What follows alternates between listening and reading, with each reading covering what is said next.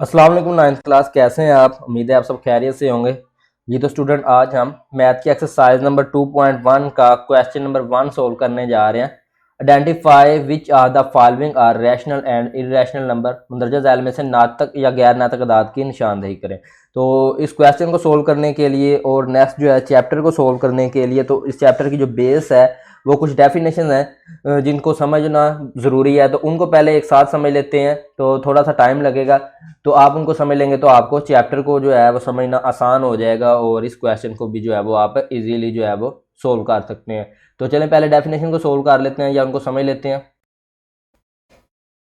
तो सबसे पहले यानी कि रियल नंबर की डेफिनेशन करेंगे। रियल नंबर से क्या मुराद है? रियल नंबर तमाम, हम कह सकते हैं कि जितने भी आप लाइफ में या मैथ में नंबर को यूज़ करते हैं, जो नंबर होते हैं, जो गिनती होती है, उसके जितने भी पॉजिटिव नेगेटिव या जिस फॉर्म में भी हो वो रियल नंबर ही होते हैं। ठीक है, इसकी एग्जांपल कर लेते हैं। यहाँ पे आप देखें, ज़ीरो एक रियल नंबर है। उसके बाद तमाम पॉजिटिव इंटीजर जैसे 1 2 3, इस तरह से तमाम काउंटिंग जो है या जितने भी पॉजिटिव नंबर हैं वो रियल नंबर होंगे। इसी तरह से नेगेटिव नंबर, जिस तरह से -1 -2 और -3 वगैरह, ये सब रियल नंबर हैं। और ऐसे ही अगर हम डेसिमल में देख लें तो डेसिमल में भी रियल नंबर ही होते हैं, यानी कि नंबर ही यूज़ होते हैं, तो वो डेसिमल फॉर्म में होते हैं। जिस तरह 2.55 कर लें, उसके बाद नेक्स्ट जो है वो 4.258 कर लें। इसी तरह से अगर हम लिखें यहाँ पे 4.666 वगैरह, ये सब क्या हैं? रियल नंबर हैं। ये नंबर हैं तो इनको रियल नंबर बोलते हैं। इसी तरह अगर फ्रैक्शनल फॉर्म यानी कि बटे में हो तो भी वो नंबर हों तो रियल नंबर ही होंगे। जैसे यहाँ पे 2/5 आ जाता है।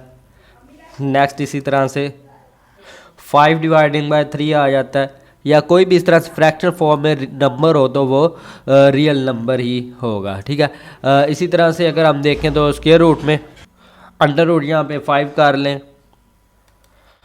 √5, उसके बाद √2 कर लें, √3 कर लें, तो ये सब क्या है? रियल नंबर है। आगे मज़ीद इसकी जो टाइप है उनको डिस्कस करेंगे। आपने पिछली क्लासों में भी पढ़ा होगा, बस उसको सरसरी जो एक छोटा सा डिस्कस कर लेते हैं, क्योंकि उसमें नेक्स्ट जो है वो यूज़ होना है।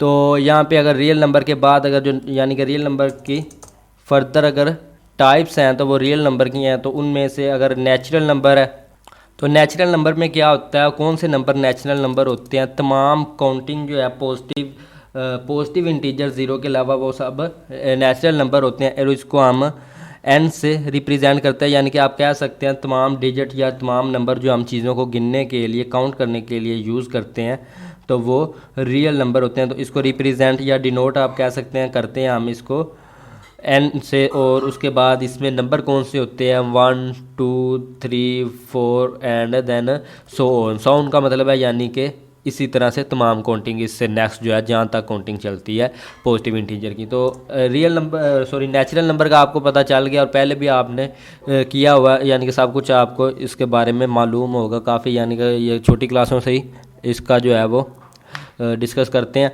और अब नेक्स्ट जो होल नंबर आ जाता है। और होल नंबर क्या होता है? यानी कि तमाम नेचुरल नंबर में क्या होता है, तमाम पॉजिटिव इंटीजर होते हैं और उनमें ज़ीरो को ऐड कर दें तो ये होल नंबर बन जाता है। होल से मुराद सारे होता है, यानी कि आपको पता है तमाम। तो इसलिए पॉजिटिव नंबर में ज़ीरो नहीं है, हमने लिखा नेचुरल नंबर में, अगर उसमें ज़ीरो को हम ऐड कर देंगे तो ये तमाम पॉजिटिव इंटीजर बन जाते हैं, यानी कि ये ज़ीरो से शुरू हो जाता है। नेचुरल नंबर 1 से जो है काउंटिंग शुरू होती है, और होल नंबर की ज़ीरो से जो है स्टार्ट होती है। यहाँ पे 1 कर लें, 2 3 4 5 एंड देन सो ऑन, यानी कि ऐसे ही नेक्स्ट। और अब ये होल नंबर की आपको समझ आ गई है।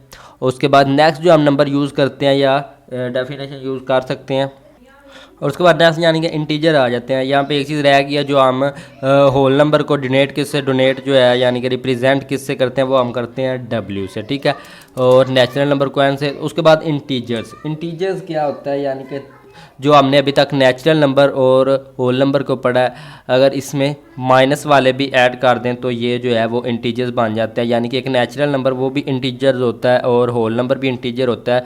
और इसी तरह से इसके अलावा इंटीजर में और जो नंबर शामिल होते हैं वो नेगेटिव नंबर भी शामिल कर दें तो ये इंटीजर नंबर का सेट बन जाता है। और इंटीजर नंबर के सेट को हम जो है जी से रिप्रेजेंट करते हैं।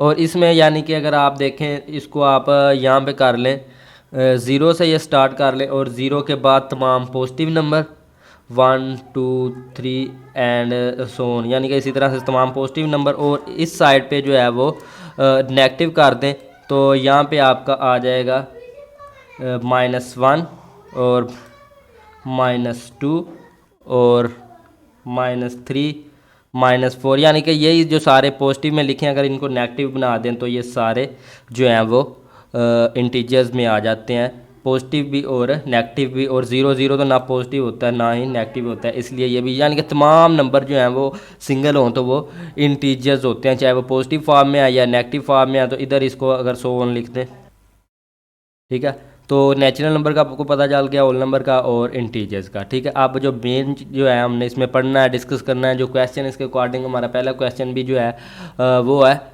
रैशनल एंड इरेशनल नंबर रह गए हैं। अब रैशनल नंबर क्या होते हैं, ठीक है, जिस तरह से पहले शुरू से हम पढ़ते आ रहे हैं। सबसे पहले हमने पढ़ा था नेचुरल नंबर। नेचुरल नंबर में अगर 0 ऐड कर दें तो वो बन जाते हैं होल नंबर, और होल नंबर में अगर हम नेगेटिव नंबर भी ऐड कर दें तो वो बन जाते हैं इंटीजर्स, ठीक है। तो यानी कि ये एक इंटीजर जो है वो सॉरी यहाँ से करें, नेचुरल नंबर जो है वो एक होल नंबर भी होता है और इंटीजर भी होता है, ठीक है। इसी तरह से होल नंबर जो है वो एक natural number sorry whole number एक इंटीजर भी होता है, ठीक है। ज़ीरो को करें तो ज़ीरो नेचुरल नंबर में नहीं। इसी तरह से यानी कि जो पहला सेट है वो दूसरे का ही एक पार्ट होता है, दूसरे में उससे थोड़ा सा ज़्यादा। अब आ गई बारी रैशनल नंबर की। तो रैशनल नंबर क्या होते हैं, ठीक है। रैशनल नंबर वो नंबर रैशनल नंबर होते हैं जिनको हम p dividing by q form में लिख सकते हैं। अब p डिवाइडिंग बाय q का क्या मतलब है, इसका मतलब है बटे में लिख सकते हैं। और p और q का यहाँ पे क्या मतलब है वो हम डिस्कस कर लेते हैं। यानी कि p जो है वो एक इंटीजर्स होना चाहिए, ठीक है, पॉजिटिव या नेगेटिव, ठीक है। तो इसी तरह से यानी कि यहाँ पे लिख सकते हैं इंटीजर, और q भी जो है वो भी एक इंटीजर होना चाहिए। और एक चीज़ जो है वो सबसे जो है अहम है, यानी कि Q जो है वो इक्वल नहीं होना चाहिए ज़ीरो के, यानी कि बटे में जिस को लिखा हुआ हो और रियल नंबर हो दोनों या इंटीजर्स हो तो वो दोनों जो है हम उसको रैशनल नंबर कह सकते हैं, या जिसको हम बटे में लिख सकते हैं, ठीक है, उसको भी हम रैशनल नंबर कह सकते हैं। और बटे में जब लिखते वक्त आपने ये चीज़ याद रखनी है, क्यू जो है वो ज़ीरो के इक्वल नहीं होना चाहिए, क्योंकि इंटीजर कह दिया तो इंटीजर में ज़ीरो भी शामिल होता है, लेकिन ज़ीरो के अलावा इंटीजर्स जो हैं वो होने चाहिए, ठीक है। अगर यहाँ पर मैं इसको करूँ तो यहाँ पे एक एग्जांपल कर लें तो यहाँ पे 5 डिवाइडिंग बाय 3, इसी तरह से नेक्स्ट करें तो यहाँ पे आप लिख सकते हैं 2 डिवाइडिंग बाय 1। अब देखें ये जो ऊपर है इंटीजर्स और होल नंबर और नेचुरल नंबर, ये सब भी रैशनल नंबर ही होते हैं। वो कैसे होते हैं देखें, अगर यहाँ पे मैं लिखूँ 2 या यहाँ पे 2 को पहले लिखे तो 9 लिख लेते हैं जी, तो 9 एक रैशनल नंबर कैसे है, जिसको हम बटे में लिख सकते हैं वो एक रैशनल नंबर है, और वो एक रियल नंबर भी होना चाहिए, यानी कि इंटीजर्स होना चाहिए, जिसके कहना गिनतियों का जो है वो होना चाहिए, तो नंबर गिनती को ही कहते हैं। तो आप देखें 9 को हम बटे में क्यों लिख सकते हैं, क्योंकि जिसके नीचे कुछ नहीं होता उसके नीचे हम 1 लिख सकते हैं। ये पहले मैंने 2 के नीचे 1 लिख दिया, तो इसीलिए ये भी 9 भी एक रैशनल नंबर है। तो मैं इसको इस तरह से भी लिख सकता हूँ, यानी कि 9 डिवाइडिंग बाय 1, तो जिसके नीचे कुछ भी नहीं है वो बटे में हम उसको लिख सकते हैं, फ्रैक्शन में लिख सकते हैं, क्योंकि उसके नीचे 1 होता है डिनोमिनेटर में। तो रैशनल नंबर की आपको समझ लग गई होगी। ये जो थे अभी हमने इनको डिस्कस किया। अभी डेसिमल में जो जिनको हम बटे में आपको पता लिख सकते हैं डेसिमल को ख़त्म करने के लिए, वो भी रैशनल नंबर होते हैं, उसको मज़ीद हम आगे डिस्कस करेंगे। उससे पहले हम इर्रेशनल नंबर को जो है वो डिस्कस कर लेते हैं। और उससे पहले यानी कि आप रैशनल नंबर को जो है वो क्यू से रिप्रेजेंट करते हैं, ठीक है, क्यू से डिनोट करते हैं रैशनल नंबर के सेट को। तो उसमें मैंने आपको बता दिया, तो ये आप सारा जो है यानी कि p dividing by q form में लिख सकते हैं। और p और q जो है वो एक रियल नंबर या सॉरी इंटीजर होने चाहिए, और q is not equal to 0 के होना चाहिए। तो इसको हम जो है वो q से रिप्रेजेंट करते हैं। इसी तरह से इर्रेशनल नंबर की बात करें तो इर्रेशनल को हम q के ऊपर इस तरह से एक डैश लगा के ज़ाहिर करते हैं। और इसकी डेफिनेशन क्या होगी, या ये कौन से नंबर होते हैं, वो नंबर होते हैं जिनको हम p dividing by q form में नहीं लिख सकते, या जिनका आंसर जो है वो बटे में नहीं हम जो है लिख सकते जिनको, तो वो कौन से नंबर होते हैं वो मैं ज़रा आपको बता दूं। तो वो नंबर जो अंडर रूट के होते हैं और परफेक्ट स्क्वायर नहीं होते, जिनका जो अंडर रूट जो है स्क्वायर रूट जो है वो हम नहीं फाइंड कर सकते, यानी कि वो ख़त्म नहीं होता, तो वो जो है होते हैं इरेशनल नंबर। यहाँ पे अगर कर लें हम अंडर रूट 3 कर लें, इसी तरह से यहाँ पे अगर हम अंडर रूट जो है वो 5 लिख लें, तो ये सब क्या है इरेशनल नंबर है, क्योंकि हम इनको P dividing by Q form में जो है नहीं लिख सकते, बटे में क्यों नहीं लिख सकते। अगर इसी तरह से लिखेंगे तो ये एक इंटीजर नहीं है, क्योंकि ऊपर अंडर रूट का साइन है। दूसरा यानी कि अगर आप इसको कहेंगे इसको डिवाइडिंग बाय 1 लिख सकते हैं, तो इसको सोल्व करने से जो आंसर आता है वो हमारा आता है, ये देखें हम यहाँ पे अगर मैं करके दिखाऊँ आपको, तो यहाँ पे देखें अगर मैं यहाँ पे करूँ अंडर रूट 5 तो आंसर जो है वो इस तरह से आता है, यानी कि डेसिमल पॉइंट के बाद जो है वो ख़त्म नहीं होते। और इसको मज़ीद डिस्कस करेंगे, यानी कि आप कह सकते हैं जो भी परफेक्ट स्क्वायर नहीं होता उसका अगर अंडर रूट लें यानी कि स्क्वायर रूट लें तो वो एक इरेशनल नंबर होता है, ठीक है। इसी तरह से आप कह सकते हैं अंडर रूट 3 कर लिया, 5 कर लिया, अंडर रूट 7 कर लें, अंडर रूट 6 कर लें, तो ये सारे एक परफेक्ट स्क्वायर नहीं है। अगर आप अंडर रूट 14 करते हैं तो उसका आंसर जो है वो 16 करते हैं तो वो किसका स्क्वायर है, यानी कि अंडर रूट 16 या 16 का स्क्वायर रूट लेंगे तो आंसर आएगा 4, तो वो एक रैशनल है। लेकिन अगर जिसका हम जो है स्क्वायर रूट जो है वो फाइंड नहीं कर सकते, या फिर वो जिसका हम स्क्वायर रूट ले रहे हैं या अंडर रूट जो नंबर है वो एक परफेक्ट स्क्वायर नहीं है, तो वो फिर इरेशनल नंबर ही होगा। उसके अलावा इसको क्योंकि अब आपको पता चल गया कि इसको हम P dividing by Q form में जो है वो नहीं लिख सकते, ठीक है, अगर हम इसको इंटीजर्स में कन्वर्ट करें या डेसिमल में। तो इसी तरह से अब पाई जो है वो भी एक इरेशनल नंबर है। वो कैसे इरेशनल नंबर है, उसको भी हम P dividing by Q form में भी नहीं लिख सकते। उसकी अगर देखें तो उसकी वैल्यू जो है वो है 3.14 एंड नेक्स्ट इसी तरह से समथिंग है। लेकिन पाई, अब कुछ स्टूडेंट जो है वो सोच रहे होंगे कि पाई की वैल्यू जो है वो 22 डिवाइडिंग बाय 7 है, यानी कि ये फ्रैक्शनल फॉर्म में होती है, तो 22 डिवाइडिंग बाय 7 जो है वो इसकी एग्जैक्ट वैल्यू नहीं है, ठीक है। वो हम अप्रोक्सीमेटली यानी कि नियर बाय या तकरीबन वैल्यू जो है वो पाई की अगर फ्रैक्शन में करें तो वो 22 डिवाइडिंग बाय 7 आती है, लेकिन जो है वो असल वैल्यू जो है वो इसकी ये नहीं है, ठीक है। तो इसमें थोड़ा सा जो है वो फ़र्क होता है। तो पाई की वैल्यू जो है वो अगर आप उसको डेसिमल में लिखते हैं, पाई की वैल्यू जो ओरिजिनल वैल्यू है वो जो है वो पॉइंट के बाद इस तरह से चलती जाती है, ठीक है, और उसको 22 डिवाइडिंग बाय 7 हम नहीं लिख सकते।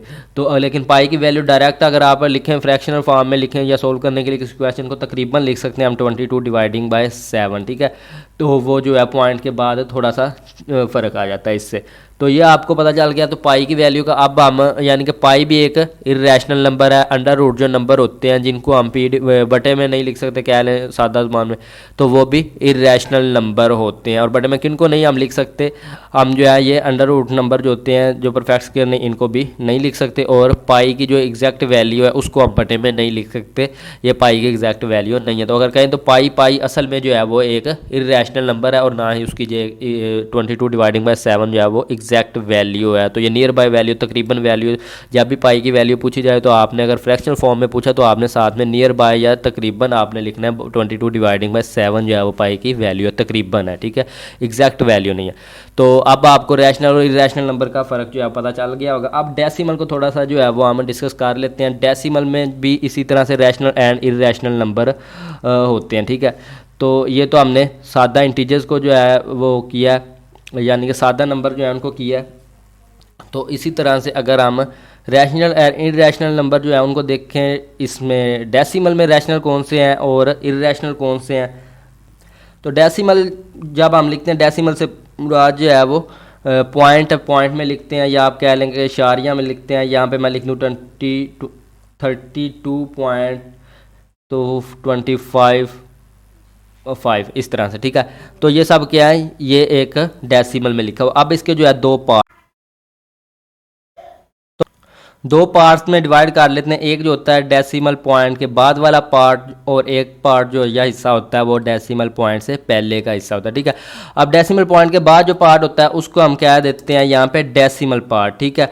और इसी तरह से जो यहाँ पे लिख लेते हैं डेसिमल पार्ट, और जो पहले वाला हिस्सा होता है ये वाला, यानी कि इसको हम जो कह देते हैं होल नंबर पार्ट, ठीक है। तो अब यानी कि ये डेसिमल नंबर का आपको समझ में लग गई होगी, ठीक है जी। तो इस तरह से यानी कि आप इनको दो पार्ट्स में डिवाइड कर सकते हैं। अब नेक्स्ट जो है रैशनल इनमें से कौन सा होता है और इरेशनल कौन सा होता है।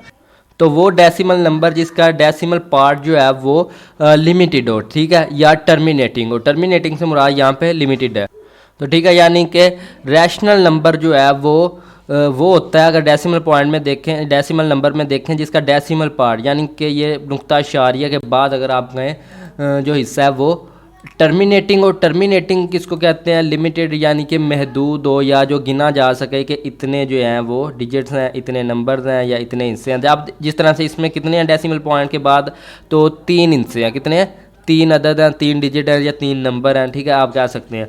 तो इसको गिना जा सकता है ये कितने हैं, तो इसको हम बोलते हैं टर्मिनेटिंग, जो ख़त्म होने वाले हों, महदूद हों या गिन सकते हो कि इतने हैं, जिनका पता हो कि वो कितने हैं, ठीक है।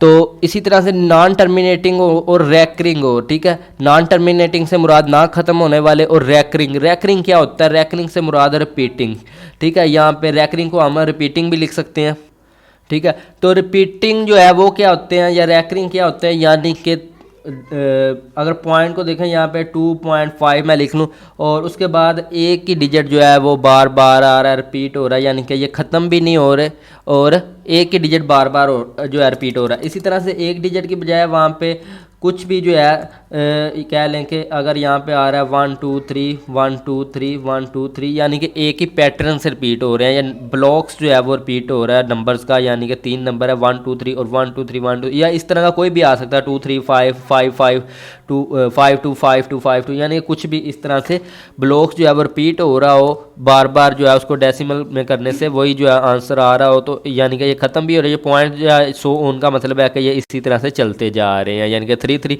और इसका 100 उनका मतलब है ये ब्लॉक इसी तरह से चलता जा रहा है डेसिमल पॉइंट के बाद, तो ये ख़त्म नहीं हो रहा, तो यानी कि ये जो है इसको हम बोल सकते हैं रैकरिंग या रिपीटिंग। तो ये दो जो हैं वो आपको निशानियाँ बताई गई हैं, यानी कि आपने देखना रैशनल है या इरेशनल नंबर है, या तो पॉइंट के बाद नंबर जो है वो ख़त्म हो जाएंगे, उनकी जो है तादाद वो महदूद होगी, 2 3 ख़त्म हो जाएंगे।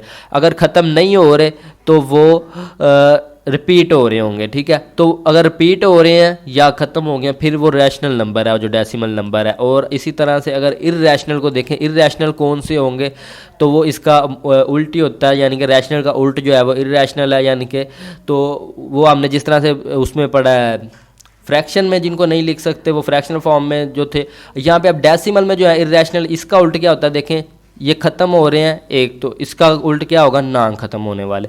और दूसरी जो निशानी है वो रिपीट हो रहे हैं, इसका उल्ट क्या होगा, रिपीट ना होने वाले, ख़त्म भी नहीं हो और रिपीट भी ना हो, ठीक है। तो रैशनल का आपको पता चल गया, रैशनल को जो हमने पढ़ा है या तो वो ख़त्म हो रहे होंगे या फिर रिपीट हो रहे होंगे, अगर ख़त्म नहीं हो रहे। तो यहाँ पे इरेशनल को लिख लेते हैं।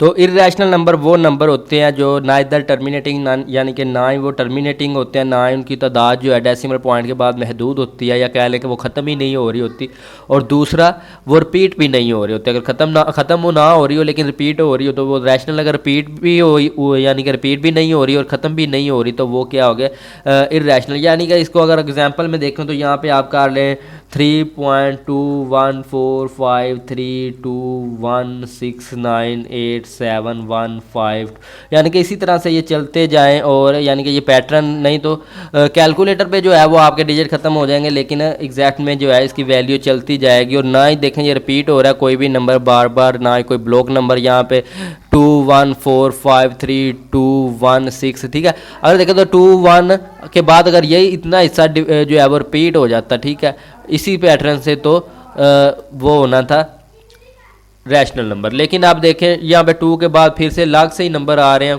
चेंजिंग आती जा रही है, चेंजिंग आती जा रही है, वो रिपीट नहीं हो रहे। तो ना इधर टर्मिनेटिंग, ना ये ख़त्म हो रहे हैं, ना ये रिपीट हो रहे हैं, तो ये हो जाएंगे इरेशनल नंबर। तो दो आपने याद रखनी है यहाँ पे, रैशनल और इरेशनल। अगर तो जो है वो रिपीट हो रहे हैं तो भी वो रैशनल है, अगर ख़त्म हो गया तो भी वो रैशनल है, लेकिन अगर चलते ही जा रहे हैं और रिपीट भी नहीं हो रहे तो वो होगा इरेशनल नंबर, ठीक है। अब हम जो है अपने क्वेश्चन की तरफ चले जाते हैं, क्वेश्चन नंबर 1 की तरफ। तो अब आई होप सो कि आपको अच्छे तरीके से जो है रैशनल और इरेशनल नंबर में जो है वो फ़र्क कर सकेंगे। तो ये क्वेश्चन नंबर 1 जो है ये मैंने अभी बताया, यानी कि ये 3 जो है परफेक्ट स्क्वायर नहीं है किसी भी नंबर का, तो इसका जो है वो रूट जो है वो एक इर्रेशनल नंबर होगा। ठीक है, तो 3 का रूट जो है वो एक इर्रेशनल नंबर है। और इसी तरह से अगर हम इसको देखें 1 डिवाइडिंग बाय 6, तो ये बटे की फॉर्म में लिखा हुआ है और दोनों जो हैं वो इंटीजर्स हैं, रियल नंबर है, यानी कि इंटीजर्स हैं ऊपर भी और नीचे भी, तो ये एक रैशनल नंबर है, तो इसके लिए इतना ही काफ़ी है। और पाई का मैंने आपको पहले ही बता दिया था जब डेफिनेशन को डिस्कस कर रहे हैं। पाई एक इर्रेशनल नंबर है क्योंकि जो है इसकी वैल्यू जो है 22 डिवाइडिंग बाय 7 जो है वो एक एग्जैक्ट वैल्यू नहीं है, वो एक जो है वो अप्रॉक्सीमेटली या तकरीबन वैल्यू है। तो पाई की असल वैल्यू 22/7 नहीं है और इसकी जो असल वैल्यू है वो एक इर्रेशनल नंबर है, इसलिए उसको इर्रेशनल नंबर को आप लिख नहीं सकते, यानी कि उसकी एक तरतीब नहीं होती, तो वो ख़त्म ही नहीं होती, उसको लिखेंगे कैसे, तो इसीलिए ये एक इर्रेशनल नंबर है। तो यहाँ पे लिख देते हैं पाई भी इर्रेशनल नंबर है। ये 15 डिवाइडिंग बाय 2 ये लिखा हुआ है P dividing by Q form में, यानी कि बटे की फॉर्म में लिखा हुआ है। और दूसरा ये जो है कि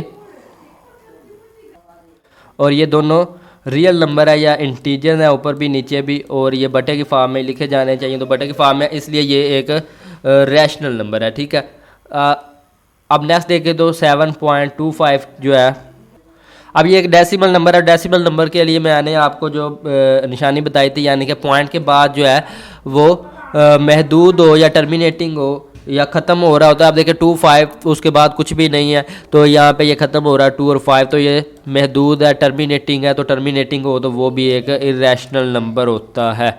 ठीक है, तो 7.25 भी जो है वो एक रैशनल नंबर है। और उसके बाद नेक्स्ट जो है वो अंडर रूट 29 है, तो 29 एक परफेक्ट स्क्वायर नहीं है, तो इसका यानी कि परफेक्ट हम अंडर रूट नहीं ले सकते, स्क्वायर रूट नहीं ले सकते, तो ये फिर क्या होगा, ये एक इर्रेशनल नंबर होगा। तो ये आपका क्वेश्चन नंबर 1 जो है वो कंप्लीट हो गया, उससे पहले डेफिनेशन भी कर ली है। अब नेक्स्ट क्वेश्चन नंबर 2 को करते हैं। तो तब तक जो है जिन स्टूडेंट ने चैनल को सब्सक्राइब नहीं किया वो सब्सक्राइब भी कर दें और साथ में दिए गए बेल आइकॉन को भी प्रेस कर दें जी। तो ये क्वेश्चन नंबर 2 अब आपके सामने, convert the following fraction into decimal.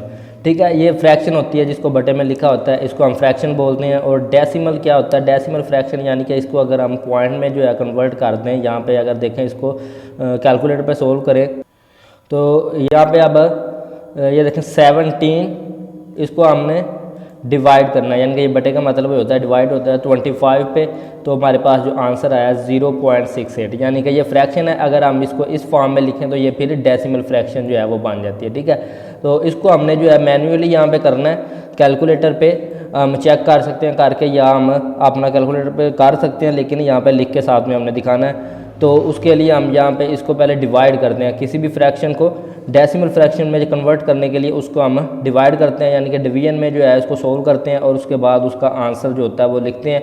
तो उसके लिए सबसे पहले यहाँ पे डिवीजन बनाएंगे और उसके बाद ये जो नोमिनेटर हमेशा आपने याद रखना, ऊपर वाला जो होगा यानी कि बटे के ऊपर जो लिखा होता है नोमिनेटर, इसको हमने डिवीजन के अंदर लिखना है। ये चीज़ आपने हमेशा याद रखनी है, चाहे वो बड़ा है या छोटा है, लिखना इसी को अंदर है। और उसके बाद जो नीचे लिखा होता है इसको आपने बाहर लिखना, यानी कि डिनोमिनेटर जो है इसको बाहर लिखेंगे तो 25 हमारा यहाँ पे आ जाएगा। अब हमने इसको करना होता है डिवाइड या डिवीजन, आप छोटी क्लासों से करते आ रहे हैं। तो उसके लिए देखिए अब क्या करना होता है, 25 का जो है टेबल पढ़ना होता है, या हमने इसको मल्टीप्लाई करना होता है जो इसके बराबर है या इससे छोटा हो या इससे बड़ा ना हो। ठीक है, तो अब ये तो पहले ही बड़ा देखें, अब 25 जो है 17 से पहले ही बड़ा, किससे मल्टीप्लाई करवाएंगे तो ये 17 से छोटा रहे। तो ऐसा कोई भी जो है नेचुरल नंबर नहीं है जिसे हम इसको मल्टीप्लाई करवाएं तो ये 17 से छोटा रहे। तो उसके लिए हमने करना क्या है, यहाँ पे एक पॉइंट लगाएंगे। देखें यहाँ पे अगर 17 है तो इसको यहाँ पे पॉइंट लगा आगे 0 0, ये पॉइंट के बाद जो 0 होते हैं उनकी कोई वैल्यू नहीं होती, लेकिन इनको ज़रूरत के अकॉर्डिंग हम जब ज़रूरत पड़े तो लगा सकते हैं। ये 17 के आगे जितने मर्जी हम पॉइंट लगा लें रहेगा ये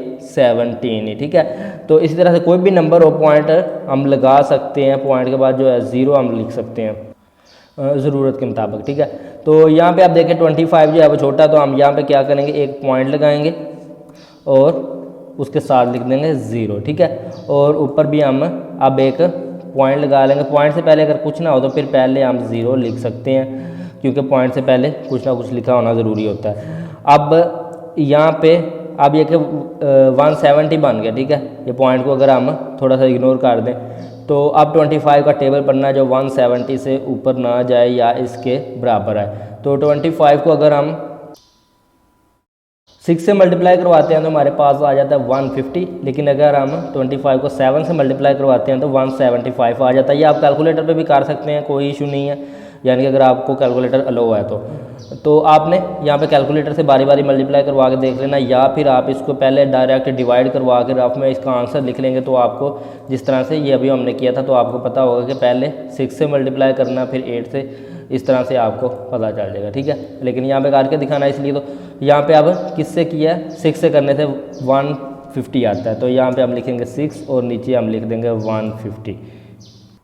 और अब हम जो है इसको माइनस करेंगे तो ये 0 का 0 ऐसे ही आ जाएगा, और इधर जो है हम माइनस करेंगे 7 में से 5 को तो 2 हमारे पास बाकी बच जाएगा, और उसके बाद 1 में से 1 निकालेंगे तो ऐसे ही आ जाएगा। अब देखें अब 20 फिर से छोटा है। अब हम क्या कर सकते हैं, अब यहाँ पे एक 0 और लगाएंगे और उसको नीचे यहाँ पे लिख लेंगे, यहाँ पे जहाँ पे 20 है, ठीक है। अब ये 200 हो गया। तो अब हमने क्या करना, फिर से 25 का टेबल पढ़ना है। तो 25 का टेबल हम 8 से पढ़ेंगे, यानी कि 8 से मल्टीप्लाई करवाएंगे तो यहाँ पे पूरा 200 आ जाएगा। तो यहाँ पे हम लिख लेते हैं 8, और उसके बाद जो है यहाँ पे बाकी क्या बचेगा, कुछ भी नहीं, यानी कि 0 बचेगा। तो यहाँ पे हम लिख सकते हैं 17 dividing by 25 is equal to 0.68। तो ये हमारा आंसर हो गया, ठीक है जी। तो अब हम नेक्स्ट पार्ट को सोल्व कर लेते हैं। इसकी आपको समझ लग गई होगी, यानी कि किस तरह से जो है हम कन्वर्ट करते हैं। इसी तरह से अब नेक्स्ट जो पार्ट्स हैं उनको भी करते जाते हैं बारी बारी। नेक्स्ट पार्ट 2 में जो है वो 19 डिवाइडिंग बाय 4 है, उसी तरह से करें। नोमिनेटर को जो है डिवीजन के अंदर लिखेंगे, तो नोमिनेटर जो है हमारे पास 19 है, और डिनोमिनेटर को बाहर लिखते हैं तो वो जो है 4 है। तो यहाँ पे अब 4 का पहले टेबल पढ़ना है हमने, 19 से ऊपर ना जाए। तो कैलकुलेटर पे आप करके देख सकते हैं पहले, ठीक है। तो मैं ज़्यादा इसको डायरेक्ट डाल लेता हूँ। तो 4 का टेबल पढ़ेंगे, 19 से ऊपर ना जाए तो 4 4 दा 16 आ जाता है, और 4 5 दा 20 20 बड़ा हो जाएगा, इसलिए मैं यहाँ पे लिखूँगा 4 4 दा यहाँ पे 16। और उसके बाद इसको माइनस करेंगे, तो 9 में से 6 को माइनस करेंगे तो बाकी आ जाएगा 3, और उधर जो है 1, इसी तरह से आ जाएगा। अब देखें अब ये फिर से छोटा हो गया 4 से, तो आप उसी तरह से करेंगे। यहाँ पे हम एक पॉइंट लगाएंगे और उसके बाद 0 लगाएंगे, यानी कि जब पहले ही 0 लगाना तब पॉइंट लगाना ज़रूरी है, उसके बाद नहीं फिर डायरेक्ट 0 लगा सकते हैं। और ऊपर भी हम यहाँ पे पॉइंट लगा लेंगे, ठीक है। ऊपर सिर्फ पॉइंट लगाना, 0 नहीं लगाना, आपने याद रखना। अगर पहले कुछ ना हो तो इस साइड पे हम 0 लगाएंगे, लेकिन पॉइंट के बाद 0 हम नहीं लगाएंगे, उसी वक्त लगाएंगे जब 2 0 इकट्ठी हमें लगाने की ज़रूरत पड़े। तो इसी तरह से अब इस 0 को नीचे हम उतार लेंगे, यहाँ पे लिखेंगे तो 4 का टेबल पढ़ेंगे, 30 से ऊपर ना जाए तो 4 7 दा 28, और 4 8 दा 32, यानी कि बड़ा हो जाता है। तो 4 7 दा यहाँ पे हम लिख लेंगे 4 7 दा 28। इसको माइनस करेंगे तो 0 में से 8 नहीं निकलता, तो इधर से कैरी ले लेंगे, कैरी में से हम यानी कि 10 बन जाएगा, 10 में से यहाँ से 8 माइनस करेंगे तो 2 आ जाएगा। इधर से कैरी ले लिए तो बाकी हमारे पास रह गया था 2, 2 में से 2 निकालेंगे तो कुछ भी नहीं। उसके बाद यानी कि 30 में से आप 28 डायरेक्ट माइनस करें तो भी जो है वो 2 बाकी बचता। उसके बाद आप फिर से छोटा, तो यहाँ पे एक 0 ऊपर और लगाएंगे, और उसको यहाँ पे नीचे दोबारा से लिख लेंगे हम, और ये बन जाएगा 20। अब फिर से 4 का टेबल पढ़ेंगे 20 तक, तो 4 5 दा 20 पूरा आ जाता है। तो यहाँ पे लिख लेते हैं 4 5 दा 20, और ये 20 में से 20 को माइनस करेंगे तो यहाँ 0 आ जाएगा, और यहाँ पे लिख देते हैं 19 dividing by 4 is equal to 4.75। तो ये आपका आंसर है। नेक्स्ट 17 डिवाइडिंग बाय 8 को है पार्ट नंबर 3 आपके सामने। तो 17 को 17 नहीं 57 को जो है यहाँ पे हम डिवीजन के अंदर रख लेंगे, और 8 को जो है बाहर लिख लेंगे। अब 8 का टेबल पढ़ेंगे तो 7 8 दा या 8 7 दा 56 आ जाता है, और 8 8 दा 64। तो 7 तक पढ़ने से 56, यानी कि यहाँ पे जो हमें चाहिए वो उससे थोड़ा सा छोटा 56 यहाँ पे लिख लेंगे, और उसके बाद इसको माइनस करेंगे तो बाकी हमारे पास आ जाएगा 1। 57 में से 56 को माइनस किया तो 1 बाकी आ जाएगा। और अब देखिए अब ये छोटा आप उसी तरह से करेंगे, ऊपर जो है पॉइंट लगाएंगे डेसिमल पॉइंट, और उसके बाद एक 0, और ऊपर भी जो है एक पॉइंट लगा देंगे। अब फिर से और ये 0 को नीचे उतार लेंगे, और 8 का टेबल पढ़ेंगे, जो 10 से ऊपर ना जाए या 10 के इक्वल आए तो 8 1 दा 8 ही रहता है, और ज़्यादा करेंगे तो बड़ा हो जाएगा 16 जो है। तो 8 वन द 8 जो है उसको यहाँ पे लिखेंगे, सॉरी 8 वन द 8।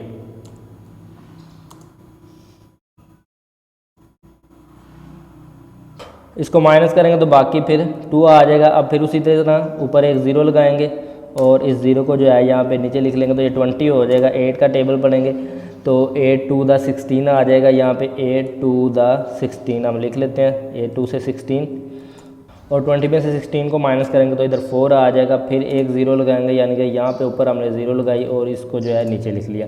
अब 8 का टेबल पढ़ेंगे तो 8 5 द 40 पूरा आ जाता है। तो 8 5 ऊपर लिखेंगे और 40 को हम यहाँ पे नीचे लिख लेते हैं। तो ये बाकी जो है ज़ीरो यहाँ पे हमारे पास आ जाएगा। तो यहाँ पे हम लिख देते हैं answer 57 is dividing by 8 is equal to 6.125। ठीक है, ये आंसर है आपका। ये तो नेक्स्ट जो है पार्ट नंबर 4 है। अब आपके सामने नोमिनेटर को हमेशा की तरह जो ऊपर वाला लिखा होता है इसको डिवीजन के अंदर लिखेंगे 205, और डिनोमिनेटर जो है डिनोमिनेटर इसको हम बाहर लिखेंगे जो कि है 18।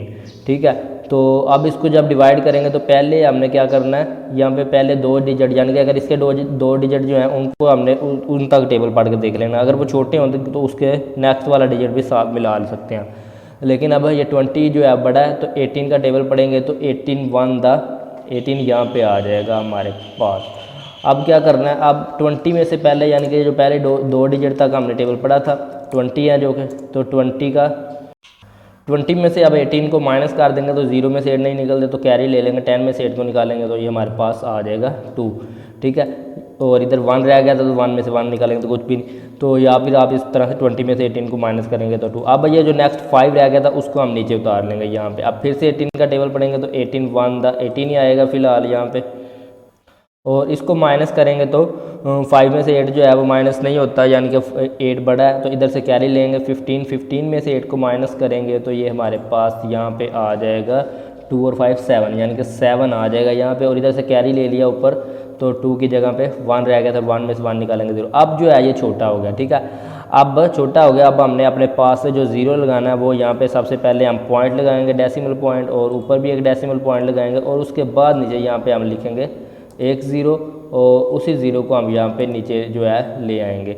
अब 18 को जो है मल्टीप्लाई करवाना है हमने, तो 18 को अगर हम 3 से जो है मल्टीप्लाई करवाएं यहाँ पे तो हमारे पास जो आंसर आता है वो आता है 54, जो कि अभी छोटा है। ठीक है, तो यहाँ पे हम देख लेते हैं नेक्स्ट जो है 18 को मल्टीप्लाई करवाते हैं 4 से, तो 4 से जब मल्टीप्लाई करवाएंगे 18 को तो हमारे पास जो आंसर आएगा वो आएगा 72, जो कि 70 से बड़ा आ जाए। हमें क्या चाहिए, 70 या 70 से थोड़ा छोटा। तो यहाँ पे अब हम 3 से करवाएं तो छोटा आता है, 4 से करवाएंगे बड़ा, तो छोटे वाला जो है हम वो लिखेंगे, यानी कि 3 से जो करवाया। तो 3 से मल्टीप्लाई करने से, यानी कि 18 को 3 से मल्टीप्लाई करें तो आया है 54, तो यहाँ पे लिख लेंगे। और अब माइनस करेंगे तो 0 में से 4 नहीं निकलता, कैरी लेंगे तो कैरी लेने से यहाँ पे हो जाएगा 10, और 10 में से 4 को माइनस करेंगे तो यहाँ पे जो है हमारे पास आ जाएगा 6, और इधर से एक कैरी चला गया, बाकी 6 रह गया, तो 6 में से 5 को माइनस करेंगे तो यहाँ पे जो है वो आ जाएगा 1। तो अब ये हो गया 16 नीचे। तो अब फिर से ऊपर एक 0 लगाएंगे और उस 0 को हम यहाँ पे नीचे लिख लेंगे, तो ये हो जाएगा हमारे पास 160।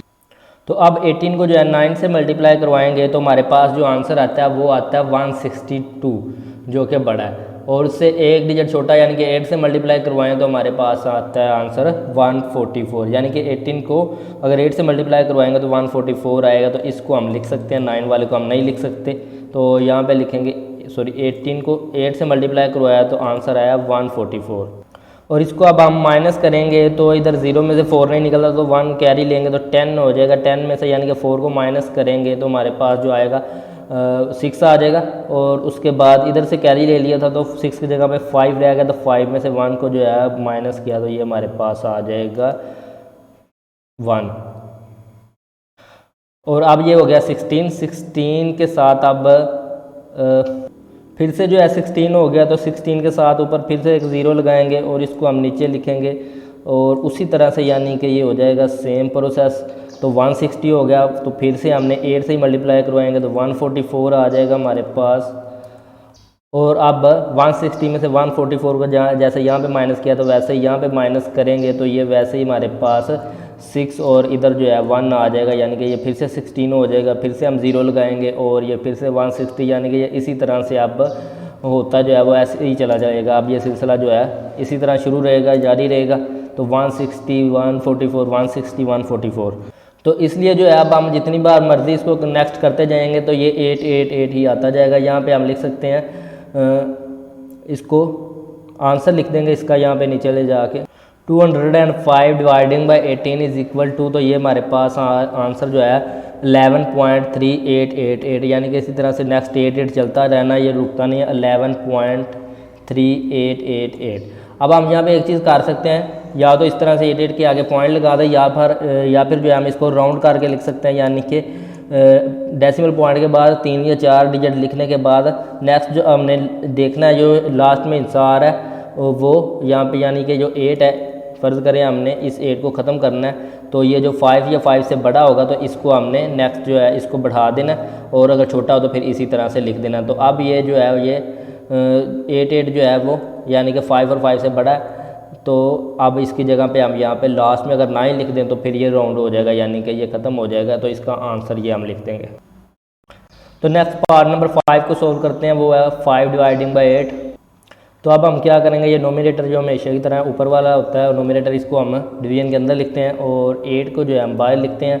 और अब ये देखें 8 का टेबल पढ़ना है जो 5 से ऊपर ना जाए, तो 8 पहले ही 5 से ऊपर है या 8 पहले ही 5 से बड़ा है, तो इसलिए हमें कोई भी ऐसा डिजिट नहीं है जिससे 8 को मल्टीप्लाई करवाएं तो 5 से छोटा आंसर जो है वो आए।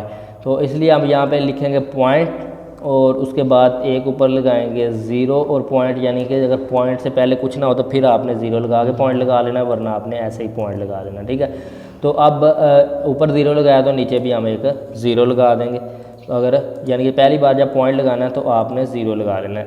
तो अब 8 का टेबल पढ़ना है 50, यानी कि 50 से बड़ा ना हो या 50 के बराबर आ जाए, तो 8 6 48 आ जाता है यहाँ पे।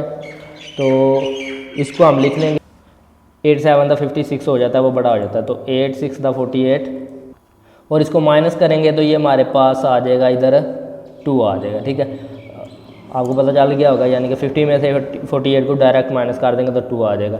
यहाँ पे अब फिर से छोटा हो गया तो एक 0 ऊपर लगाएंगे और इसी 0 को हम नीचे यहाँ पे लिख लेंगे, तो 28 का टेबल पढ़ेंगे तो 8 2 16 आ जाएगा, और यहाँ पे लिख लेंगे 16 और फिर से माइनस करेंगे तो ये हमारे पास यहाँ पे आ जाएगा 4, और अब एक 0 ऊपर और लगाएंगे और इसको जो है नीचे ले आएंगे और 8 का टेबल पढ़ेंगे तो 8 5 40 पूरा आ जाएगा हमारे पास यहाँ पे।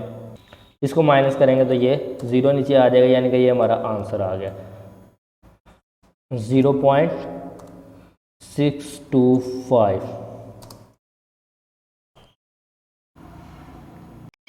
तो ये क्वेश्चन नंबर 6 है अब आपके सामने, यानी कि 25 डिवाइडिंग बाय 38। तो 25 ऊपर वाला नोमिनेटर को अंदर लिख लिया और डिनोमिनेटर को मैंने बाहर लिख लिया 38 को। अब जो है 38 बड़ा है तो 25 छोटा। अब शुरू में हम यहाँ पे पॉइंट लगाएंगे और 0 लगा देंगे, ऊपर भी हम जो है एक पॉइंट लगाएंगे, पॉइंट से पहले कुछ भी नहीं है तो इसलिए हम यहाँ पे भी एक 0 लगा देंगे। अब 38 को जो है मल्टीप्लाई करवाना है यहाँ पे जो 250 के इक्वल आए या इससे थोड़ा छोटा आए। तो अगर आपको कैलकुलेटर अलाउ है तो पहले ही आपने जो है इसका आंसर चेक करके एक साइड पे लिख लेना और उसी के अकॉर्डिंग जो है मल्टीप्लाई करवा के नीचे लिखते जाना। तो इसका आंसर जो है ये जो है 0.65, यानी कि बहुत बड़ा आंसर है। तो इसको तो हम 4 या 5 डिजिट तक सोल्व कर लेंगे, लेकिन फिलहाल देख लेंगे 38 को फर्स्ट टाइम जो है मल्टीप्लाई किससे करवाया। तो 0 पॉइंट के बाद 6 से हमने मल्टीप्लाई करवाना है यहाँ पे 38 को। तो 38 को मल्टीप्लाई करवा लेते हैं 6 से, ठीक है। तो अगर आपके पास कैलकुलेटर नहीं है तो फिर आप जो है वो इसको बारी बारी जो है आपने अंदाज़न मल्टीप्लाई करके चेक कर लेना, जहाँ पे बड़ा ना हो और उससे एक डिजिट छोटा हो, यानी कि तो फिर आप वहाँ तक जो है इसको लिख सकते हैं। तो यहाँ पे 220 आ रहा है 6 से मल्टीप्लाई करवाने से, तो यही हमने लिखना है। यहाँ पे 6 से मल्टीप्लाई करवाया तो यहाँ पे आ गया 228, ठीक है। क्योंकि अगर 7 से मल्टीप्लाई करवाएंगे तो ये जो है 250 से बड़ा हो जाना इसने। तो अब इसको माइनस करेंगे से 10 में से 8 को माइनस करेंगे तो इधर जो है 2 आ जाएगा, और इधर से कैरी लिया था ये 10 हो गया था इसलिए तो 4 रहेगा। 4 में से 2 को माइनस करेंगे तो यहाँ पे भी 2 आ जाएगा, और 2 में से 2 को माइनस करेंगे तो बाकी कुछ भी नहीं। अब फिर से एक 0 ऊपर लगाएंगे और इसको हम नीचे लिखेंगे और उसके बाद मल्टीप्लाई करवाना है हम 5 से, यानी कि 6 के बाद 5 से मल्टीप्लाई करवाया गया तो हम भी 5 से कर लेते हैं। यहाँ पे लिखेंगे 38 मल्टीप्लाई बाय 5 तो आंसर जो है 190, यानी कि 5 से मल्टीप्लाई करवाने से 190 आया, तो यहाँ पे लिखेंगे 5 और इधर लिख लेंगे 190। इसको अब माइनस करेंगे तो 10 में से जो है 0 में से 0 माइनस करेंगे तो यहाँ पे 0 ही आ जाएगा, और 2 में से 9 माइनस नहीं हो सकता, इधर कैरी लेंगे 12 हो जाएगा। 12 में से 9 को जो है माइनस करेंगे तो यहाँ पे हमारे पास आ जाएगा 3, और इधर से कैरी ले लिया था इसलिए 1 रहेगा, तो 1 में से 1 को माइनस करेंगे तो कुछ भी नहीं। उसके बाद फिर से हम ऊपर एक 0 लगाएंगे और इस 0 को जो है नीचे ले आएंगे, और उसके बाद हमने मल्टीप्लाई करवाना 38 को 7 से, ठीक है। तो कैलकुलेटर पे 7 से इसको मल्टीप्लाई कर लेते हैं, 38 मल्टीप्लाई बाय 7 तो 266 आ जाता है, यहाँ पे लिख लेते हैं 266। और अब इसको माइनस करेंगे तो इधर से कैरी लिया तो 10 हो गया, 10 में से जो 6 को माइनस करेंगे तो यहाँ पे 4 आ जाएगा, और इधर से कैरी लिया था ये 10 हो गया था, 10 ने आगे कैरी दे दिया तो यहाँ पे हमारे पास जो रह गया था 9, और 9 में से 6 को जो माइनस करेंगे तो यहाँ पे 3 बाकी आ जाएगा, और उसके बाद इधर से कैरी ले लिया तो 2 में से 2 को माइनस करेंगे तो बाकी कुछ भी नहीं। अब फिर से इधर 0 लगाया, ऊपर 0 लगा के यहाँ पे नीचे उतार लिया। अब हमने मल्टीप्लाई करना था 8 से, 38 मल्टीप्लाई बाय 8, तो 8 से मल्टीप्लाई करवाने से 304 आ जाता है, ठीक है। तो यहाँ पे हम लिख लेंगे 304, और ऊपर मल्टीप्लाई हमने करवाया इसको 8 से, ठीक है।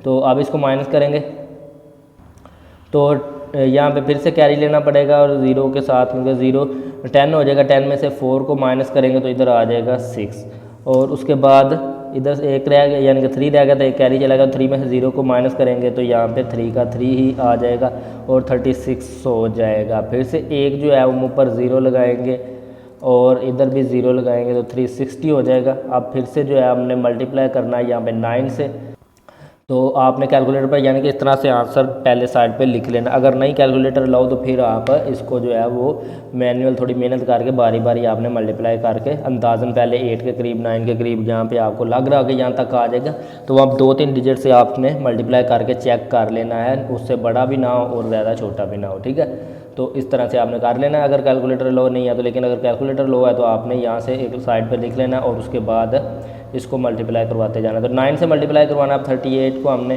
तो यहाँ पे लिखते हैं 38 मल्टीप्लाई बाय 9, तो आ जाएगा 342।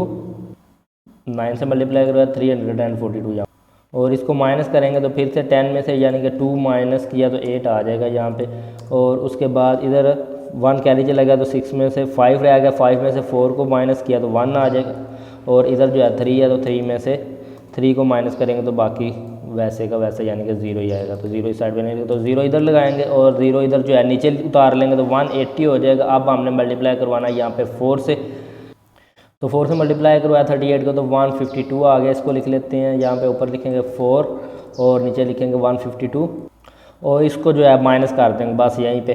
तो 10 में से जो माइनस करेंगे हम 2 को तो यहाँ पे आ जाएगा 8, और इधर 7 रहेगा, 7 में से 5 को माइनस करेंगे तो 2 आ जाएगा, ठीक है। इसके बाद नेक्स्ट इसको हम सोल्व नहीं करेंगे, डेसिमल पॉइंट के बाद आप 4 या 5 मैक्सिमम ज़्यादा से ज़्यादा 4 या 5 डिजिट तक आप सोल्व करेंगे, क्योंकि ये एक इरेशनल नंबर है और इसने ख़त्म भी नहीं होना, तो इसको लास्ट में हम राउंड कर देंगे यहाँ पे, यानी कि जो आंसर आया इसको हम लास्ट से एक डिजिट राउंड करके यहाँ पे अगर जो है 9 इधर यानी कि 9 तक राउंड करेंगे। 9 से नेक्स्ट डिजिट तो है वो अगर 5 या 5 से बड़ा होता तो इस 9 को बढ़ा देना था हमने, यानी कि ये 89 है तो ये 90 हो जाना था, लेकिन अब ये 5 से छोटा तो ये 9 इसी का इसी तरह रहेगा। तो इसको जो है हम आंसर बना के यहाँ पे लिख देते हैं नीचे। तो ये आपका क्वेश्चन नंबर 2 जो है कंप्लीट हो गया, यहाँ पे ये लिख दिया मैंने इसका भी आंसर, यानी कि पूरे 6 पार्ट इसके हमने सोल्व कर लिए क्वेश्चन नंबर 2 के। तो आई होप सो आपको समझ आ गई होगी, मैंने अपनी पूरी कोशिश की है आपको समझाने की, और हमारा मकसद भी यही है कि आपको इस काबिल बनाएं कि पूरी डिटेल से आपको क्वेश्चन समझाए जाएं और आप इस काबिल हो जाएं कि उन क्वेश्चन को खुद से सोल्व कर सकें, उन मैथ को जो है आप समझ सकें, ठीक है। तो अब नेक्स्ट क्वेश्चन नंबर 3 को सोल्व करते हैं, और जिन स्टूडेंट ने चैनल को सब्सक्राइब नहीं किया तो वो सब्सक्राइब कर दें प्लीज़ काइंडली, ताकि मज़ीद भी जो है वो आप हमारे चैनल से फ़ायदा उठा सकें जी। तो ये नेक्स्ट क्वेश्चन नंबर 3 है आपके सामने, which of the following statement are true and which are false, sorry.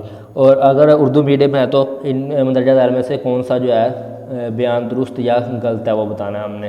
तो 2.3 इज़ एन इरेशनल नंबर, तो क्या ये इरेशनल नंबर है 2.3, यानी कि उनके मुताबिक जो या बुक के मुताबिक जो है वो जो कह रहे हैं इस बयान के मुताबिक या स्टेटमेंट कह रहा है कि ये एक इरेशनल नंबर है। लेकिन इरेशनल नंबर वो होता है जिसको P dividing by Q form में यानी कि बटे की फॉर्म में ना लिखा जा सके अगर वो दोनों रियल नंबर। अब देखें रैशनल नंबर जो होता है उसके बटे की फॉर्म में भी लिखा साथ फ्रैक्शन में यानी कि बटे की फॉर्म में लिखा जा सकता है, और दोनों जो ऊपर और नीचे जो हैं वो एक इंटीजर्स होते हैं। तो आप दोनों इंटीजर्स भी और बटे में भी लिखें तो इसका मतलब ये एक रैशनल नंबर है, इरेशनल नहीं है। लेकिन स्टेटमेंट कह रहा है इरेशनल, तो ये स्टेटमेंट जो है ये फॉल्स है, तो इसलिए हम यहाँ पे लिख देंगे फॉल्स।